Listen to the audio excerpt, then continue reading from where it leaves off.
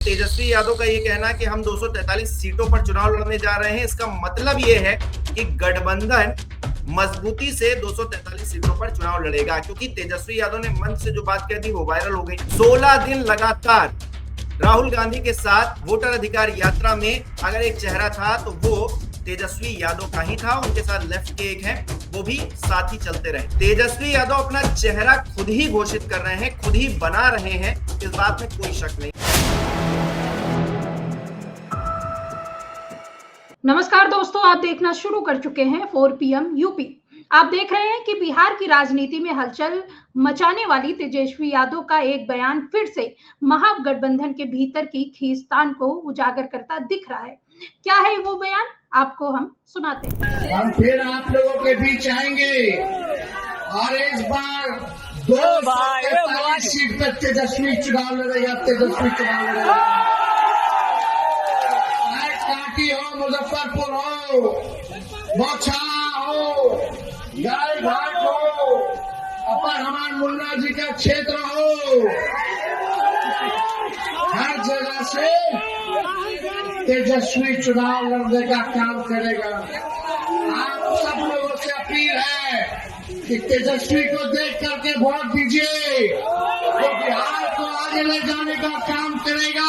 मुजफ्फरनगर के कांटी में तेजस्वी यादव ने साफ शब्दों में कहा कि बिहार की 243 सीटों पर चुनाव तेजस्वी लड़ रहे हैं। इस बयान ने सियासी गलियारों में कई तरह की चर्चा को जन्म दे दिया। क्या ये कांग्रेस पर दबाव बनाने की कोशिश है या फिर कार्यकर्ताओं का मनोबल बढ़ाने की रणनीति? ये सब समझने के लिए हमारे साथ मौजूद है हिमांशु मिश्रा जी। स्वागत है हिमांशु जी आपका। आज हम बात करेंगे तेजस्वी यादव के इस वायरल बयान का, जिनमें उन्होंने कहा है कि बिहार की सारी सीटों पर वो चुनाव लड़ेंगे। आपको इससे क्या लगता है कि जो भूमिका बांधी जा रही राजद की तरफ से, क्या ये ताकत दिखाने का ये तरीका है या और कुछ है?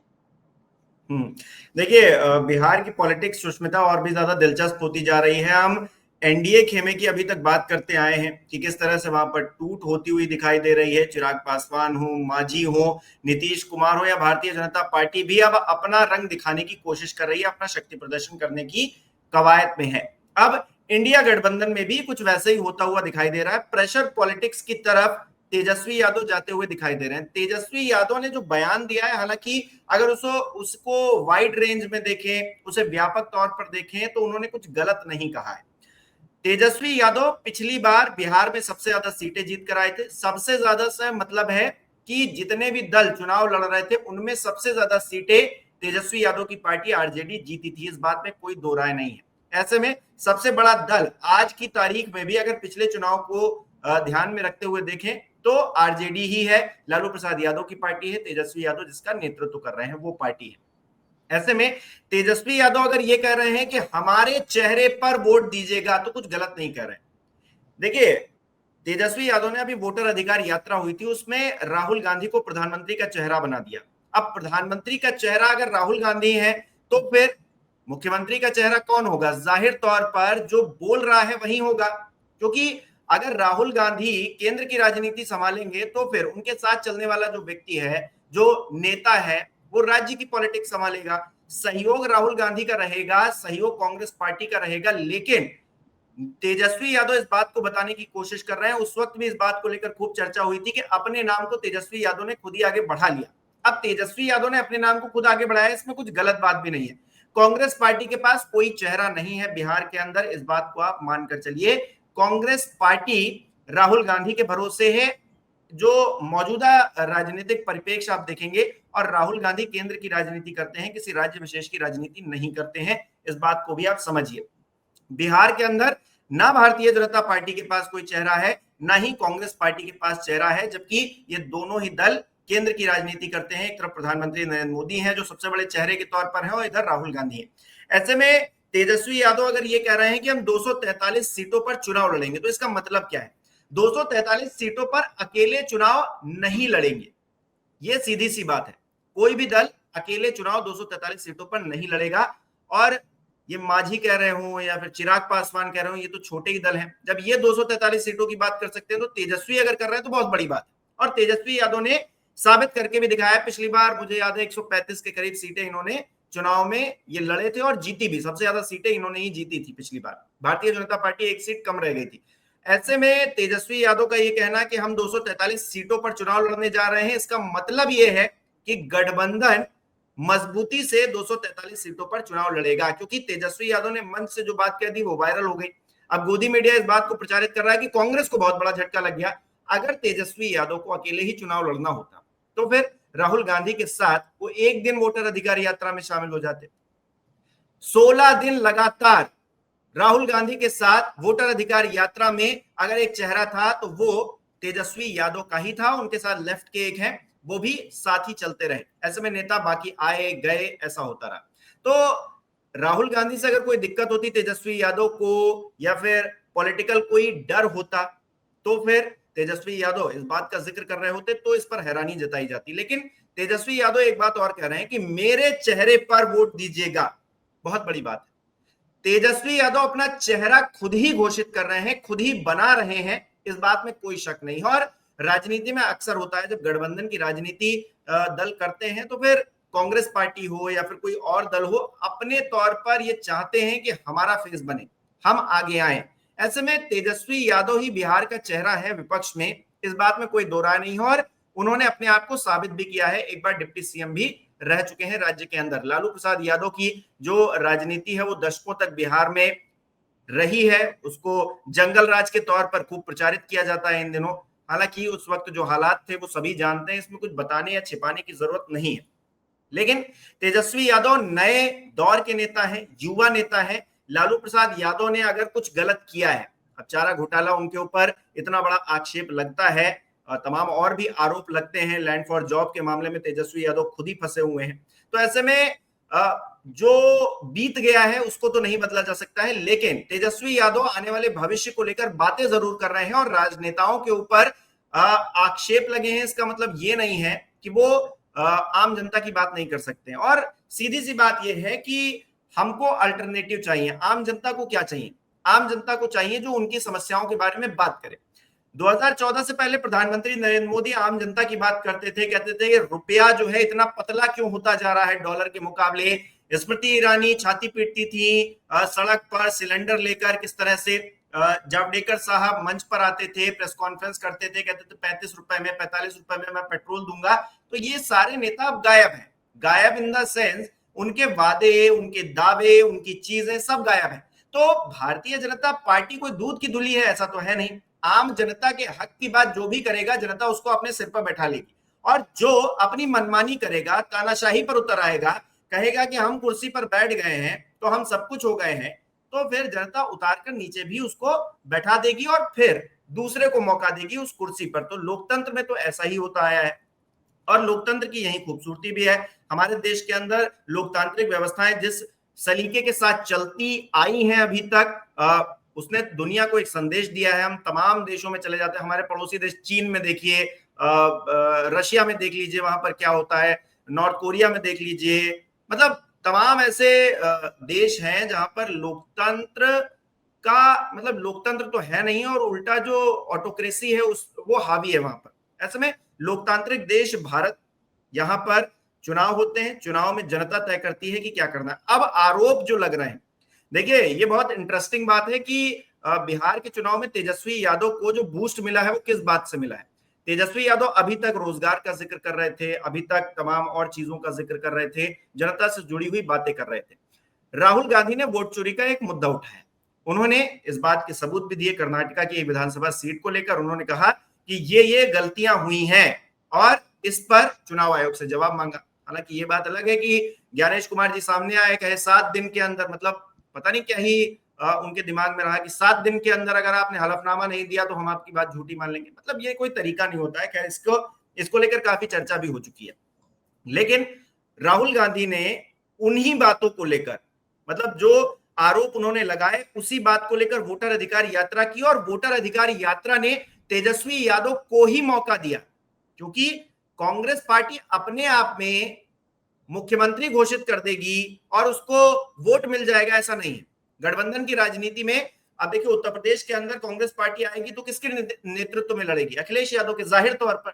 ऐसे में बिहार में जा रही है तो फिर उसको तेजस्वी यादव के नेतृत्व में ही चुनाव लड़ना पड़ेगा, उसी को फेस बनाना पड़ेगा। क्योंकि अगर कांग्रेस पार्टी साइडलाइन हो जाती है तो फिर तेजस्वी यादव 243 सीटों पर अकेले चुनाव लड़ने के लिए सक्षम है, उनकी पार्टी सक्षम है, उन्होंने अपने आप को साबित भी किया है पिछले चुनाव में सबसे ज्यादा सीटें लाकर। ऐसे में कांग्रेस की भी ये मजबूरी है कि उनके साथ बने रहें ताकि उनको फायदा हो। संभावना ये है कि जब जो सरकारें चल रही होती हैं उसमें मतलब बहुत दिन जब हो जाते हैं, अब 2 दशक के करीब हो गया है नीतीश कुमार को मुख्यमंत्री बनते हुए, तो जनता अगर कोई दूसरा फेस देखना चाहेगी तो फिर वो तेजस्वी यादव की तरफ देखेगी। और तेजस्वी यादव अगर कल को मुख्यमंत्री बन जाते हैं और कांग्रेस पार्टी भी उसमें सहयोगी होती है तो जाहिर तौर पर उसको भी फायदा होगा, क्योंकि गठबंधन की साथी है, उसको डिप्टी सीएम का पद मिल सकता है। अब तो 2-2 डिप्टी सीएम का चलन चल गया है, तो 2-2 डिप्टी सीएम जो हो सकते हैं, और भी जो उनके साथ सहयोगी हैं उनको भी फायदा हो सकता है। तो ऐसे में कल को देखकर राजनीति की जाती है और तेजस्वी यादव अपने नाम की घोषणा कर रहे हैं, इस बात में मुझे कुछ गलत नहीं लगता है। और 243 सीटों का जिक्र उन्होंने किया है, वो एक प्रेशर पॉलिटिक्स के तौर पर हो सकता है। हालांकि पिछली बार भी गठबंधन था और उन्होंने सबसे ज्यादा सीटों पर चुनाव लड़ा था, तो इस बार भी अगर सबसे ज्यादा सीटों पर चुनाव लड़ेंगे और कांग्रेस पार्टी उनके बाद दूसरे नंबर पर रहेगी तो इसमें बहुत ज्यादा हैरान होने वाली बात नहीं है। और गोदी मीडिया इस बात को अजब तरीके से प्रचारित कर रहा है, उसको एनडीए के खेमे में जो हलचल चल रही है, जो एक तरह से बगावत चल रही है, वो दिखाई नहीं देती। इंडिया खेमे पर उनका ज्यादा ध्यान रहता है। मुझे लगता है कि तेजस्वी यादव जो कर रहे हैं वो अपने हिसाब से सही कर रहे हैं। लालू प्रसाद यादव उनके पीछे हैं, उनका दिमाग है पूरा, और बिना उनसे पूछे तेजस्वी यादव इस तरह की बात कह नहीं सकते। और लालू प्रसाद यादव के मन में क्या चल रहा है, अब लालू प्रसाद यादव के जो मन में चल रहा है तेजस्वी यादव ने शायद वो कह दिया है। जी, बिल्कुल सही कह रहे हैं। लेकिन सर एक सवाल ये भी उठता है कि महागठबंधन के भीतर इस बयान से कहीं खींचतान ना शुरू हो जाए, और क्या तेजस्वी लालू यादव की उपलब्धियों का जिक्र कर रहे हैं, अपने नेतृत्व को मजबूत करने की कोशिश भी कर रहे हैं, क्या ये कांग्रेस के लिए संदेश था? और फिर उसके बाद राजद के कुछ नेता सफाई भी पेश करने लगे इस बयान को लेकर, तो इसमें क्या लगता है आपको? नहीं, देखिए इस बयान से, देखिए जब मंच पर खड़े होकर तेजस्वी यादव ने बोला तो जो उनके समर्थक थे वो तो बड़ा खुश हो गए, लेकिन गठबंधन के साथियों को असहजता जरूर महसूस हुई होगी जब उन्होंने ये बयान सुना होगा। इसीलिए सफाई दी जाती है, इसीलिए कहा जाता है कि तेजस्वी यादव का कहने का मतलब ये नहीं था कि वो अकेले चुनाव लड़ जाएंगे, वो गठबंधन की ताकत का जिक्र कर रहे थे, वो इंडिया खेमे का जिक्र कर रहे थे। और देखिए कहावत भी है कि एक लकड़ी आप आसानी से तोड़ लेते हैं जब लकड़ी का गट्ठर होता है, यानी कि जब एक गठबंधन होता है, एक संगठन होता है, उसको तोड़ना मुश्किल होता है। तो ऐसे में गठबंधन की ताकत इस देश की जो है, इस देश का इतिहास रहा है। कांग्रेस पार्टी एक टाइम पे बहुत मजबूत हुआ करती थी, इंदिरा गांधी अपने आप में India is Indira, Indira is India कहा जाता था, लेकिन उसको तोड़ने वाला कौन था? वो गठबंधन, जो विपक्ष में रहकर तमाम नेता एक हुए, उन्होंने कहा कि हम सत्ता के खिलाफ लड़ेंगे, और सत्ता के खिलाफ उन्होंने जब बिगुल फूका तो फिर सत्ता बिखर गई, जनता ने उस गठबंधन का साथ दिया। तो ऐसे में गठबंधन की ताकत को राहुल गांधी भी बड़े अच्छे से जानते हैं, गठबंधन की ताकत को तेजस्वी यादव भी बड़े अच्छे से जान गए हैं, इतने दिनों की सियासत उन्होंने जो की है उससे। ऐसे में एक संदेश देने की तो कोशिश है, प्रेशर पॉलिटिक्स तो है, तेजस्वी यादव अपने आप को चेहरा स्वयं ही घोषित करने पर तुले हुए हैं, इस बात में कोई दो राय नहीं है। लेकिन इससे गठबंधन में बहुत ज्यादा दिक्कत होगी, क्योंकि मैंने आपको पहले बताया ना कि तेजस्वी यादव अपने आप को साबित कर चुके हैं।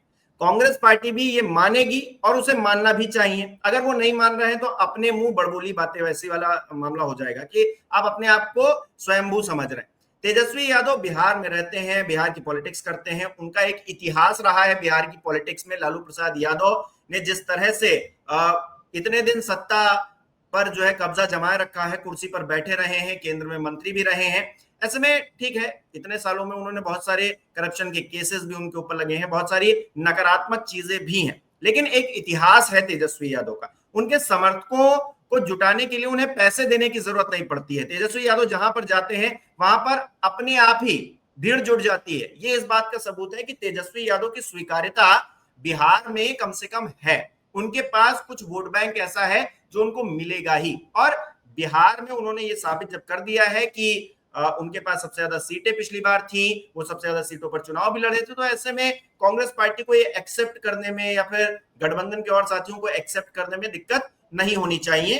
हालांकि हर कोई ये चाहता है अपनी पार्टी का आधार बढ़े, हर कोई ये चाहता है कि हमको ज्यादा से ज्यादा सीटें मिलें जिस पर हम चुनाव लड़ सकें और जीत सकें, लेकिन हर किसी का आकलन भी किया जाता है। कांग्रेस पार्टी जितनी सीटों के काबिल रहेगी उतनी सीटों पर चुनाव लड़ेगी, जितना दमखम दिखा पाएगी। अब राहुल गांधी अगर बिहार पर ज्यादा फोकस कर रहे हैं तो कांग्रेस पार्टी भी तो यही कर रही है कि बिहार में वो ज्यादा से ज्यादा सीटों पर चुनाव लड़ सके। लेकिन सवाल ये है कि ज्यादा सीटों पर आप चुनाव तो लड़ लेंगे, जैसे चिराग पासवान कह रहे हैं कि भाई हमको 70 सीटें दे दीजिए, आपको 70 दे देंगे, आप 20 जीत कराएंगे, आपकी ताकत तो चलिए बढ़ जाएगी, आप अपने तौर पर मजबूत हो जाएंगे। लेकिन गठबंधन को आप क्या देंगे?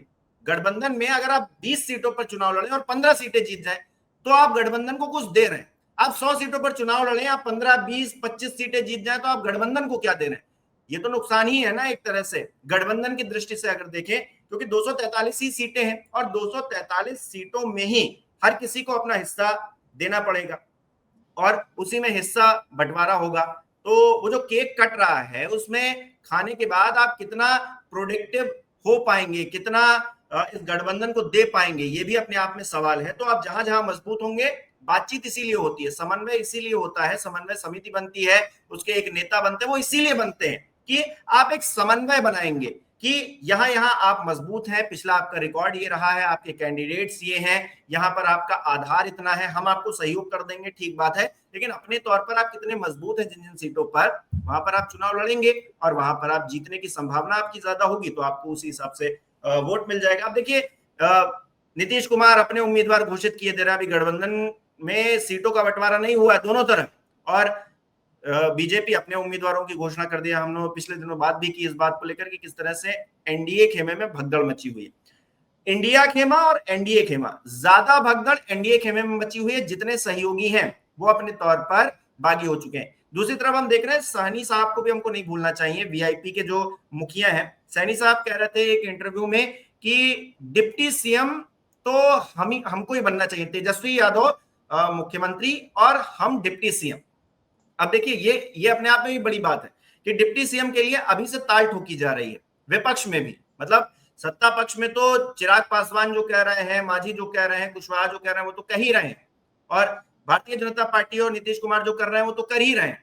इधर जो इंडिया खेमा है उसमें भी ताल ठोकी जाने लगी है। मुख्यमंत्री के तौर पर तेजस्वी यादव अपने आप को बिल्कुल फुल प्रूफ तरीके से तैयार बता रहे हैं, सीटों पर लड़ने के लिए तैयार बता रहे हैं खुद को और खुद की पार्टी को। दूसरी तरफ सैनी साहब भी ये कह रहे हैं कि डिप्टी सीएम पर अगर कोई बैठेगा तो हम बैठेंगे। अब बिहार में क्योंकि 2 डिप्टी सीएम का चलन है, ऐसे में सैनी साहब को एक डिप्टी सीएम ऑफर कर भी दिया जाता तो कोई बहुत बड़ी बात नहीं होगी। लेकिन कांग्रेस पार्टी मुख्यमंत्री नहीं तो डिप्टी सीएम पर तो अपना दाव ठोकेगी, और देखिए आने वाले वक्त में क्या निर्णय होता है। कहा जा रहा है इंडिया गठबंधन और एनडीए दोनों में 15 तारीख तक हलचल ज्यादा रहेगी और उसके बाद जो है कोई निर्णय हो पाएगा। अब 24 घंटे 48 घंटे की बात है, जो खबर निकल कर सामने आएगी उस पर बातचीत की जाएगी आगे। सुष्मिता जी, बहुत बहुत धन्यवाद सर, बहुत अच्छी जानकारी दी आपने। Thank you. तो सवाल यही है कि बिहार में महागठबंधन का चेहरा कौन होगा? क्या कांग्रेस तेजस्वी यादव के नेतृत्व को खुले दिल से स्वीकार करेगी या फिर इस खींचतान का असर चुनावी गठजोड़ पर पड़ेगा? आने वाले दिनों में तस्वीर साफ होगी, लेकिन इतना तय है कि तेजस्वी यादव के बयान ने बिहार की राजनीति को गरमा दिया है। फिलहाल आपको ये चर्चा कैसी लगी कमेंट बॉक्स में अपनी राय जरूर रखिए। देखते रहिए 4 PM यूपी। कल फिर मिलते हैं किसी नए मुद्दे पर।